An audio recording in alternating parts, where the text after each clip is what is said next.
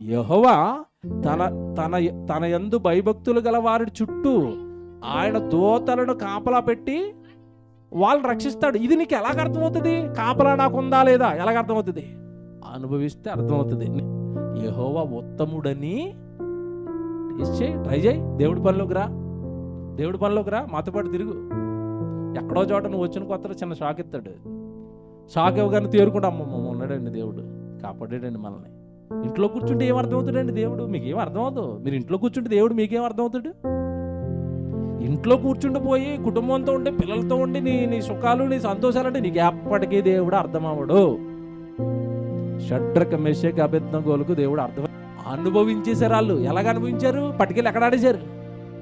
అగ్నిగుండంలో వేసేస్తే అగ్గొచ్చట, వెంట్రుకలు కాలిపోవట్లేదట, బట్టలేం కాలిపోలేదట, ఆ అగ్గి వాసనైనా వాళ్ళకి తగలలేదట.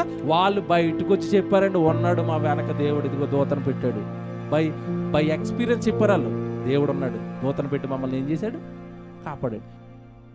దేవుడి కోసం కష్టమైన, దేవుడి కోసం ₹1000 ఖర్చు అయిపోతున్నా, ఏదో చెయ్యాలి దేవుడి కోసం అని సాగండి ముందుకి. మీకు దేవుడు అర్థమవుతాడండి, వెనకాల వస్తాడండి తోడుగా.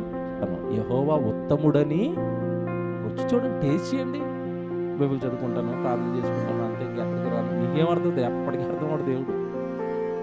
టేస్ట్ చేయండి దేవుడిని, దేవుడి కాపుదల టేస్ట్ చేయండి, దేవుడి ప్రేమ టేస్ట్ చేయండి, రుచి చూడండి. దేవుడి ప్రేమ ఎలా ఉంటుందో రుచి చూడండి, దేవుడి కాపుదల ఎలా ఉంటుందో రుచి చూడండి. యెహోవా ఉత్తముడని